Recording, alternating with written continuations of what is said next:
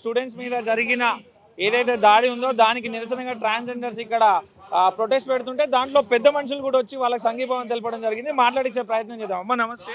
నమస్తే. ఎలా చూడొచ్చు స్టూడెంట్స్ న్యాయం కోసం కొట్లాడుతుంటే వాళ్ళని ఆ పశువుల్ని కొట్టినట్టు కొట్టిన పరిస్థితి కూడా అది చాలా అన్యాయం అండి. పోలీస్ అట్రాసిటీస్ మన దేశంలో ఎప్పుడు జరుగుతూనే ఉన్నాయి. దాన్ని మనం ఎప్పుడు ప్రొటెస్ట్ చేస్తూ ఉన్నాము. ఇప్పుడు మన యంగ్ పీపుల్ మీద, ఆడపిల్లల మీద అట్రాసిటీస్ చేయటము, మగపిల్లలను కొట్టటము, చంపటము, this is really too bad. So అందుకని మేము గట్టిగా నిలబడి ఉంటాము స్టూడెంట్ సపోర్ట్లో. ఏం కోరుకుంటారు మీరు కూడా స్టూడెంట్స్ తరఫున? అసలు గవర్నమెంట్ ని కోరుకోవాలంటే ఏం కోరుకుంటారు? స్టూడెంట్స్ ఏం కోరుకున్నారో వాళ్ళ డిమాండ్స్ వాళ్ళు ముందు పెడుతున్నారు. మేమేం కోరుకుంటున్నామంటే ఒక రెస్పాన్సిబుల్ గవర్నమెంట్ ఉండాలి. ఎవరైనా కానీ they must be in support of citizens, not suppress and oppress citizens. So ఈ పిల్లలు అడిగేది న్యాయమే. మాకు కరెక్ట్ ఎగ్జామినేషన్ సిస్టమ్ కావాలి, మాకు మంచి ఎడ్యుకేషన్ సిస్టమ్ కావాలి, వీ వాంట్ ఫ్రీ ఎడ్యుకేషన్ అంటున్నారు. ఎన్నో దేశాలలో ఫ్రీ ఎడ్యుకేషన్ మనం ఎందుకు ఇవ్వము? మన దేశంలో 80% of the people are below poverty line లేరు. ఈరోజు ఉన్నారు, డబ్బులు ఉన్నాయి చేతిలో, కానీ ఏంది కాలేజ్లో 25 లక్షలు, 30 లక్షలు, 50 లక్షలు కట్టే అంత ఎవరి దగ్గర ఆదాయం లేదు. అందుకనే ఫ్రీ ఎడ్యుకేషన్ చేస్తే చాలా బాగుంటుంది.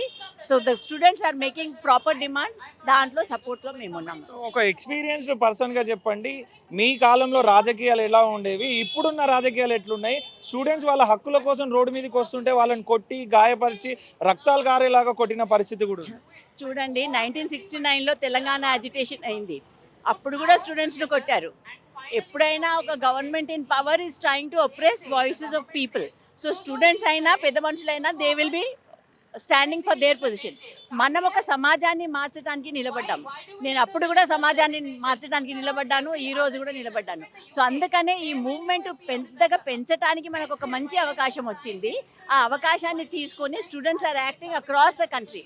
సో దాని కొరకు మేము తప్పకుండా సపోర్ట్లో ఉంటాము, ఉండాలి.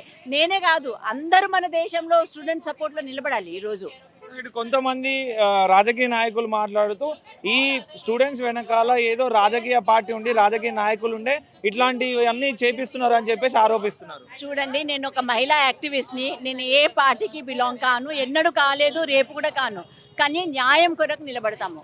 మమ్మల్ని అడిగితే మీరు ఏ పార్టీ అంటే పీపుల్స్ పార్టీ అంటాము. ఈరోజు స్టూడెంట్స్ పార్టీ అంట. నేను అంతే. ఏం చెప్తారు ఫైనల్గా? ఏం చెప్తారు అసలు స్టూడెంట్స్కి కానీ లేదా సెంట్రల్ గవర్నమెంట్కి కానీ వాళ్ళ తరఫున మీరు ఏదైనా చెప్పాలి లేకపోతే ఏదైనా సందేశం ఇవ్వాలంటే ఏం చెప్తారు అసలు?